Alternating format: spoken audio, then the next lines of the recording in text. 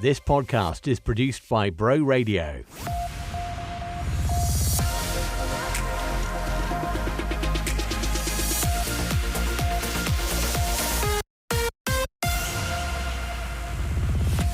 Hello and welcome to the Vale This Week from Bro Radio, our weekly in-depth look at local news, sport and what's on in and around the Vale of Glamorgan.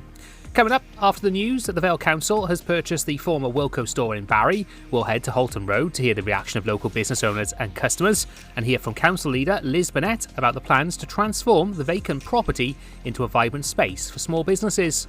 We'll visit CCR Energy in Aberthaw to find out more about the new academy, which is aiming to inspire young people around the history of the site and its future as a green energy hub, as well as the potential future careers on offer.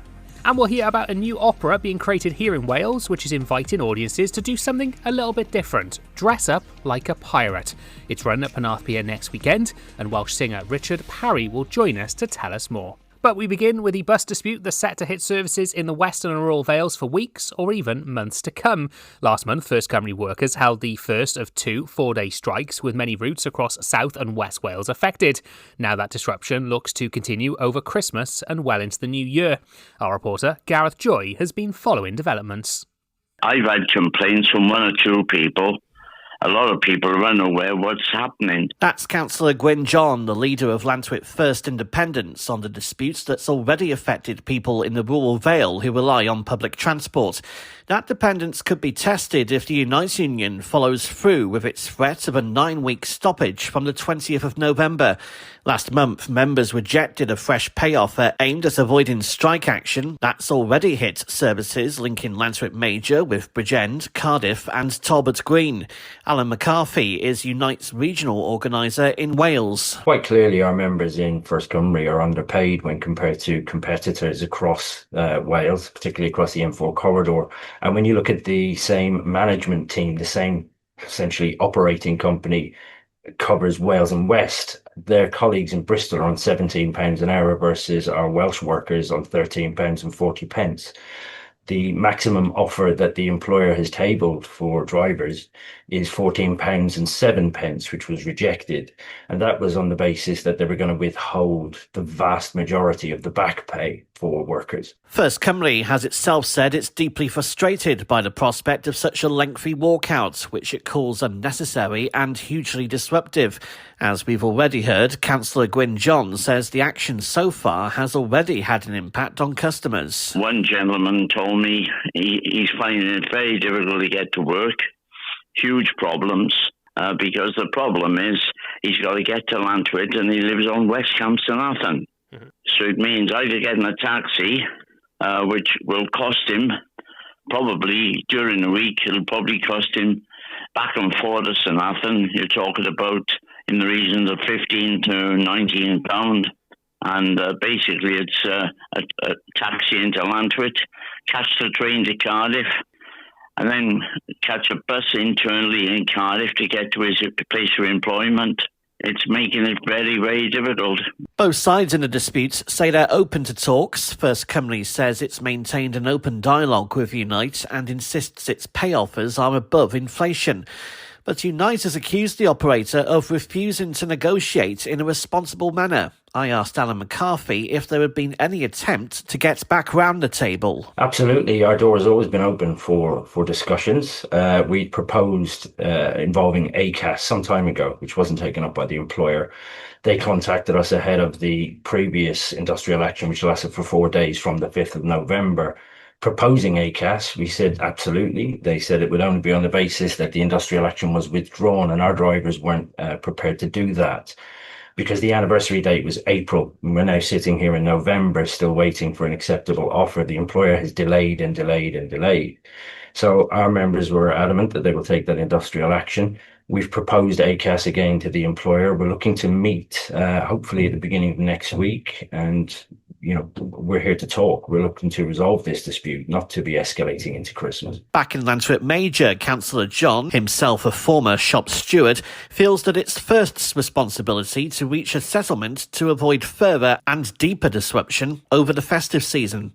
But while an impasse remains, could an alternative be found to ensure passengers don't feel cut off? I've spoken to council officers. They're looking at some form of funding they can put together to get an alternative arrangement in the Western Vale. Even if buses were, during the daytime, sort of every 2 hours and hourly at the peak periods. But it's very, very difficult because it doesn't suit everybody what times of buses they put on, That's if they can find the funding to do it. The managing director of First Cymru argues it's in the hands of the union to stop the action. In a statement to Bro Radio News, Doug Clarenbowl pledged the company would continue to keep many services running as possible, but warned announcing more strikes was damaging the reputation of bus travel in Wales. It's not the first dispute this year either. Strike action was averted at Cardiff Bus after settling with 450 workers over pay and conditions. And with the Welsh Government proposing a franchise system for buses in the future, could it lead to similar disagreements down the line? There is willingness across the board to end this dispute as soon as possible, but the obstacles spell a bleak picture ahead for bus passengers in the rural Vale heading into Christmas. So what does Councillor Gwyn John want to see from both sides? Well, my reaction, if I was a shop steward at this present moment, I'd be in to meet the people running First Cymru around a table, and I wouldn't leave that table until I got a decision. I think everybody's got to play a little bit of give on this, but at the same time, this has probably been brewing for a long time and shouldn't have got to this. And you just can't just walk away from it. It's First Cymru got a responsibility. They've had the funding up front to do this, and they need to get it resolved now. You can hear full versions of our interviews with Councillor John and Alan McCarthy via our catch-up service at broradio.fm and on the Bro Radio app. Now let's take a look at some of the top news stories over the last 7 days. Here's Austin Sparks. First, Aston Martin looks set to cut jobs at its manufacturing plant in St Athan. Unconfirmed reports suggest around 100 workers could be made redundant, with the car maker facing pressure over US tariffs and weak demand from China. A spokesperson told Bro Radio News that appropriate talks would be held with unions before job losses are announced. A woman who was repeatedly raped by a Penarth man has thanked police after her attacker was jailed. William Adesanya was sentenced to 16 years following the assault at her Cardiff home. He was also banned indefinitely from approaching sex workers under a restraining order. In a letter, the victim told detectives they had shown kindness and compassion throughout a traumatic process. A new Aldi store could be on the way to Barry. The supermarket giant has announced plans to build a £7 million site at the former gas holder site off Cardiff Road. It would also include more than 110 car parking spaces along with a charging point for electric vehicles. A consultation is being held before a planning application is lodged. Finally, Vale of Glamorgan Council have been recognised as a real living wage employer. It means all staff at the local authority now receive at least £13.45 an hour for their work, above the legal minimum wage of £12.21. Council leader Liz Burnett said the local authority had been steadily increasing its lowest pay grades in the last 3 years. You're listening to The Vale This Week from Bro Radio. Now, this week, the Vale of Glamorgan Council has shared the news that it's bought the former Wilko store on Holton Road in Barry.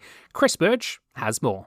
On Tuesday, Vale of Glamorgan Council confirmed it had received the keys to the former Wilko superstore on Holton Road in Barry. The store has remained vacant since September 2023, shortly after the high street retailer collapsed. Now, the council has taken out a £950,000 loan from the Welsh Government to bring the empty unit back into use. It says it hopes it can redevelop the store into a vibrant space for small businesses as part of a wider, ambitious plan to drive more footfall into the town centre.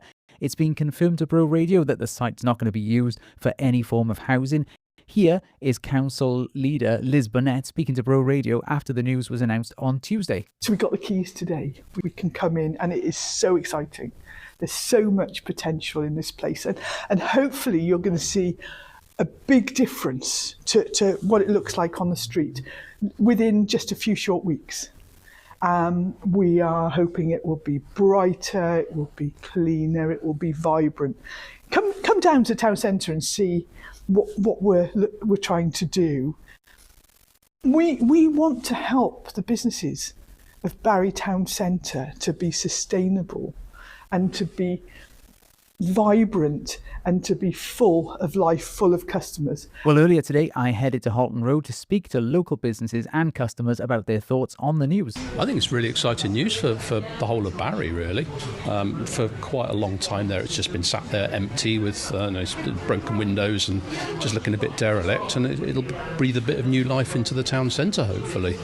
What are your hopes for the store itself? What are you hoping it's going to get developed into? I think it would be really good if it's developed into something where people want to bring new businesses, to give people a chance, because it's quite expensive to invest in a new shop and to set things up. So if it gives somebody an opportunity to be able to bring some ideas into Barry and just give us a bit of diversity and something a bit different, I think. I just think it's a good idea. It's a big building sitting there doing nothing. So it'd be interesting what they put in there.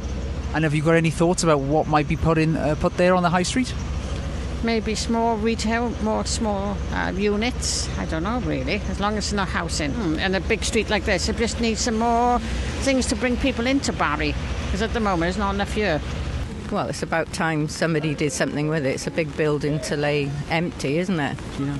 And what are you hoping that the council will do with the store?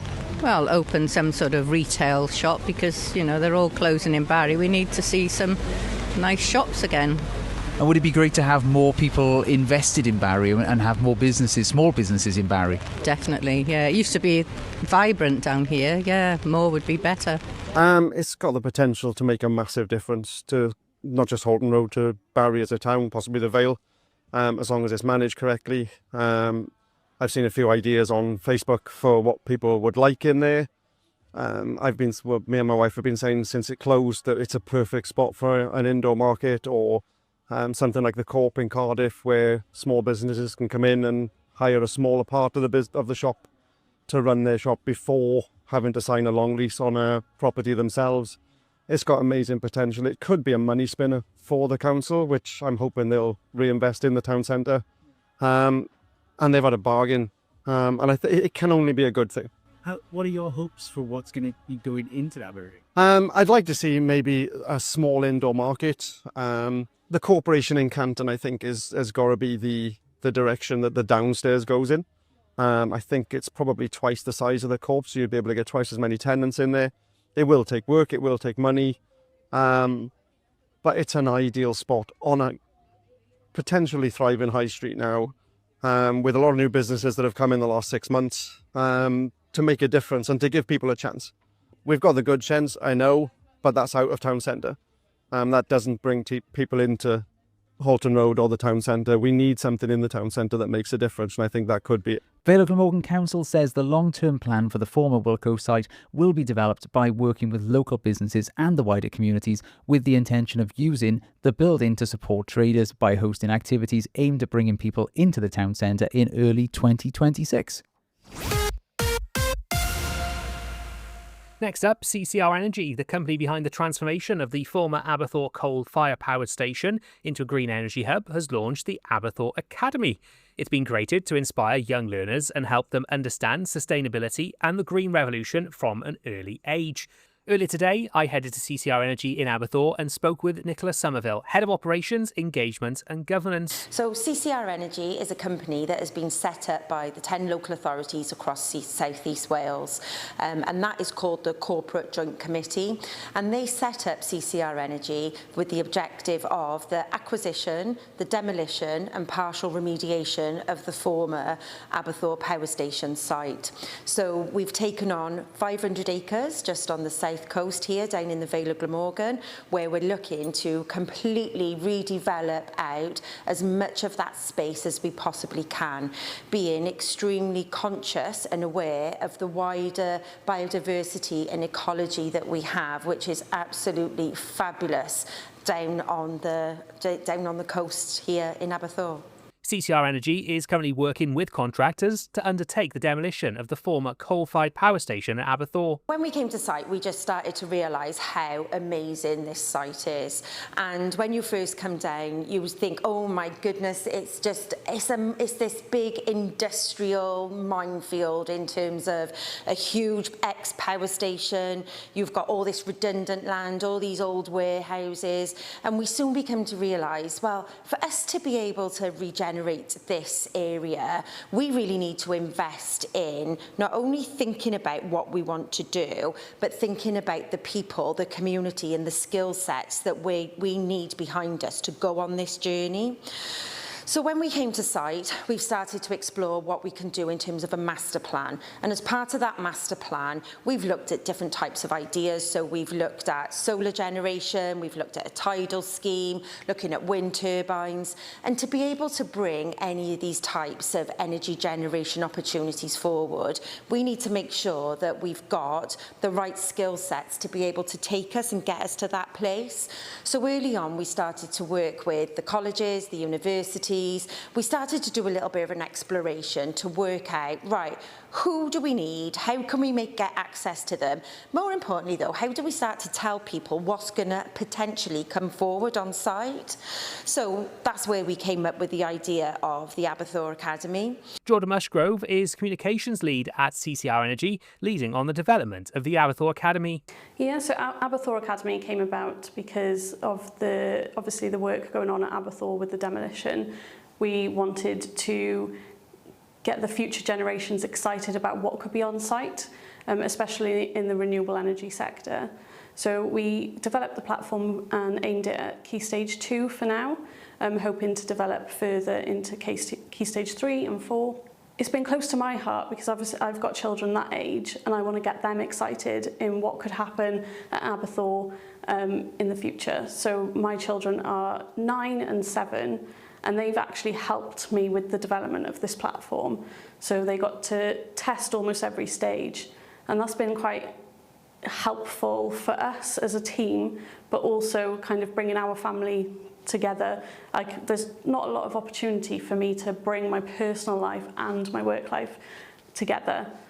So my children have looked at from early stages, the sketches, all the way through the storyboarding phase and all the way through to the end platform. And then my son got to actually present the platform to his eco committee in his school. And that was a proud moment for me.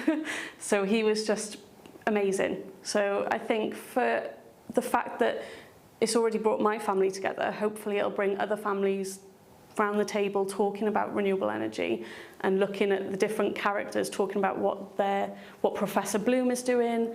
So yeah, it's been a really eye-opening experience so far. CCR Energy worked with Academy, an AI and ed tech solutions company, to develop the platform. Richard and Harry are developers at the Academy and told us how the partnership first came about.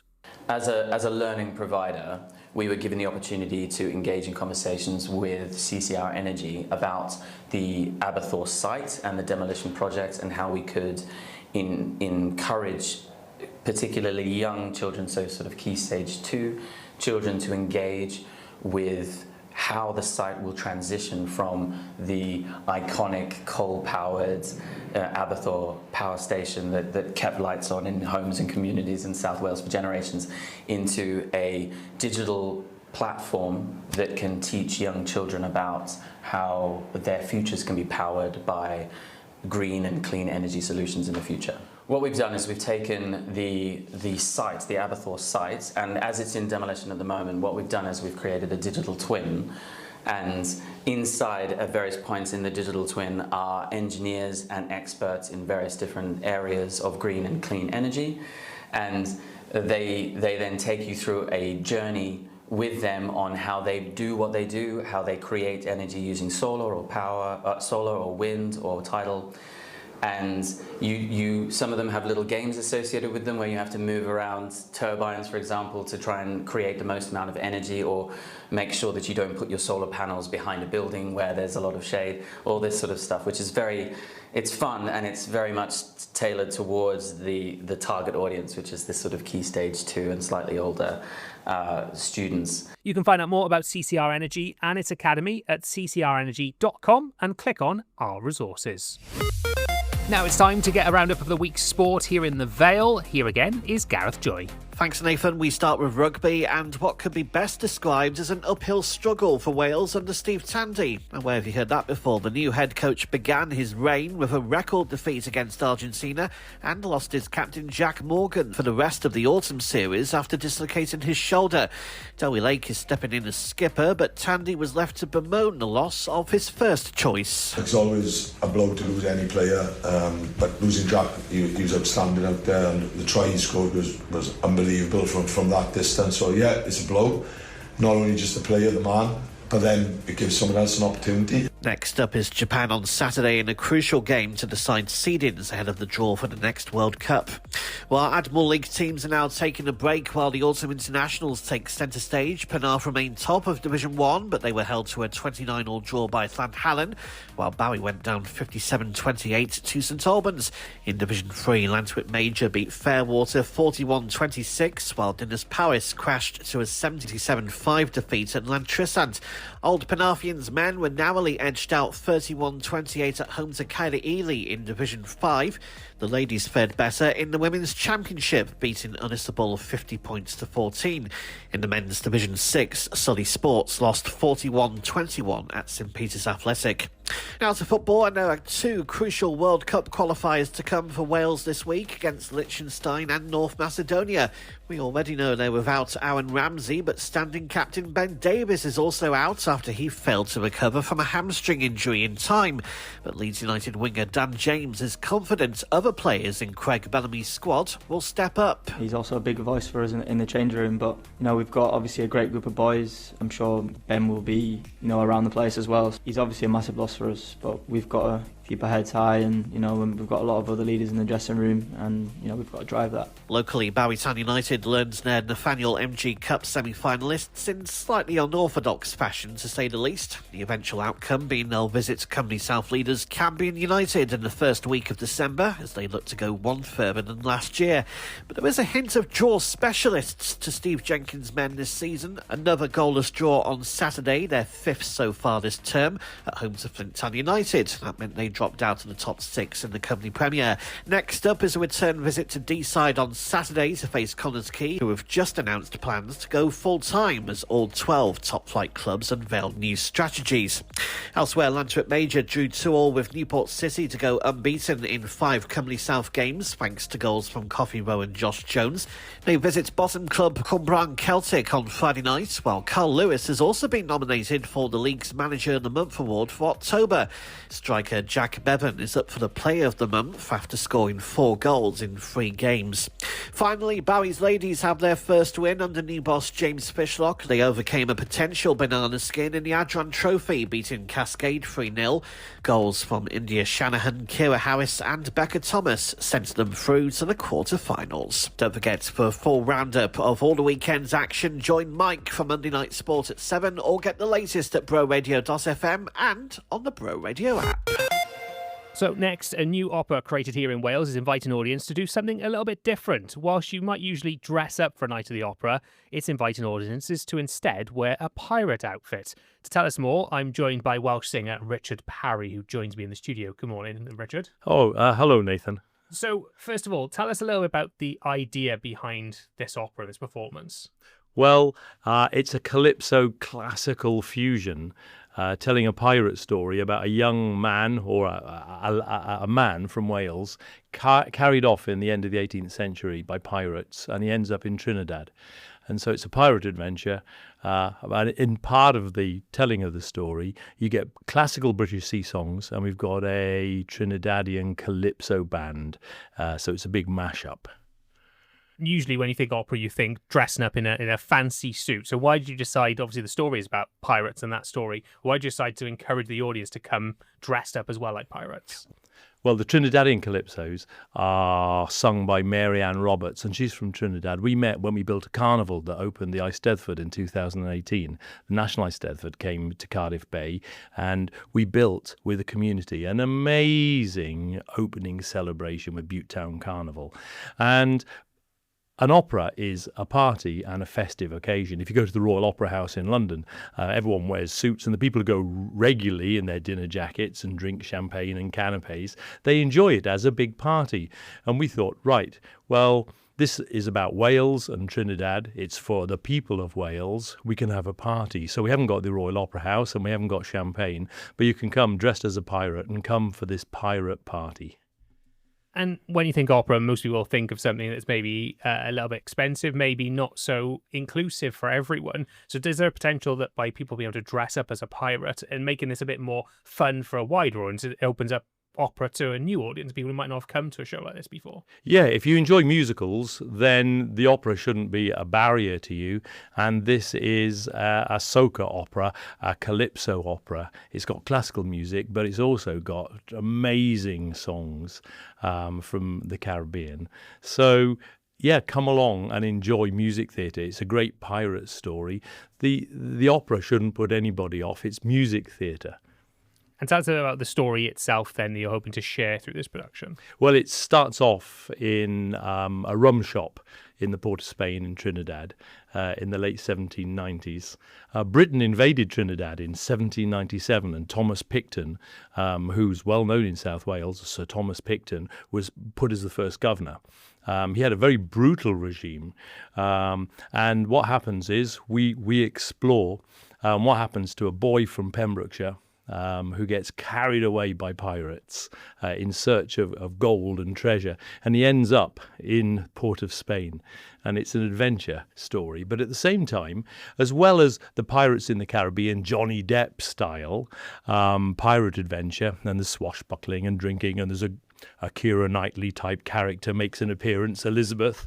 As well as that adventure, we're asking really how much do these pirate adventures that you see on the films, how much do they really touch with the real lived life and the lived experience of Trinidad?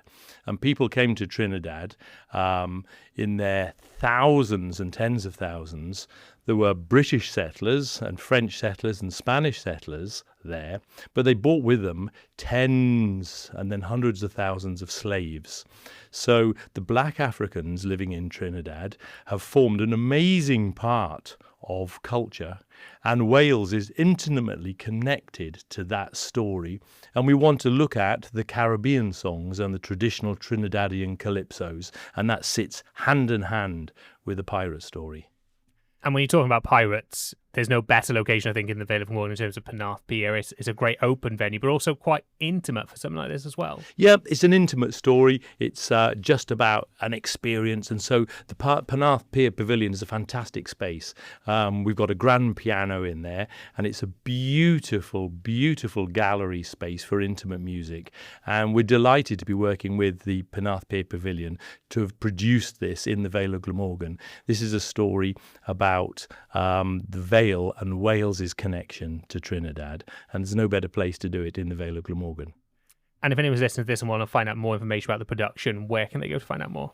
Well, yeah, get your pirate costume, find a bandana, decide what you're going to wear, and you can get tickets and more information about the show, which is on Saturday the 22nd of November at the website actofpiracyopera.org. So it's quite easy. The show is called An Act of Piracy, and if you put Act of Piracy Opera, you'll find out about the show in the Penarth Pier Pavilion.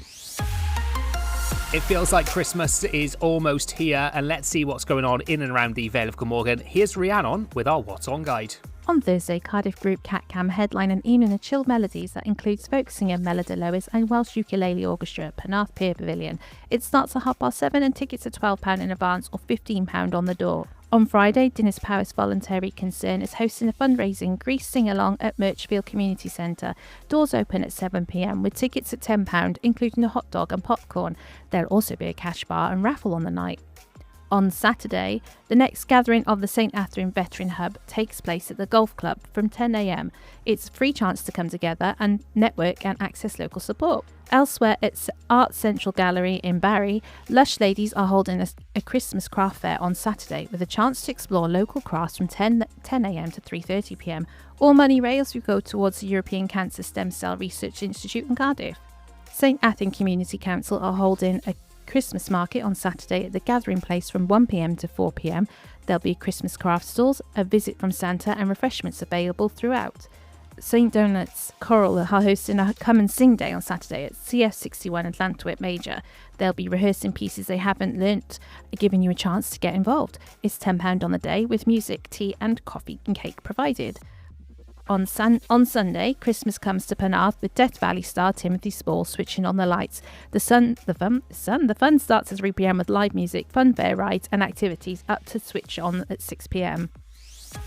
And that was the Vale This Week from Bro Radio. Remember, if you have a story to share, we'd love to hear from you. Email news@broradio.fm, and you can also find us on social media. Thanks for listening, and don't forget you can hear it each Wednesday from 6:30 p.m. on Bro Radio, or find us wherever you get your podcasts.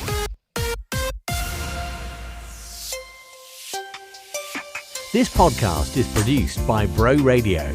Find out more at broradio.fm and on the Bro Radio app, where you can discover more podcasts and listen back to programmes from the last 90 days.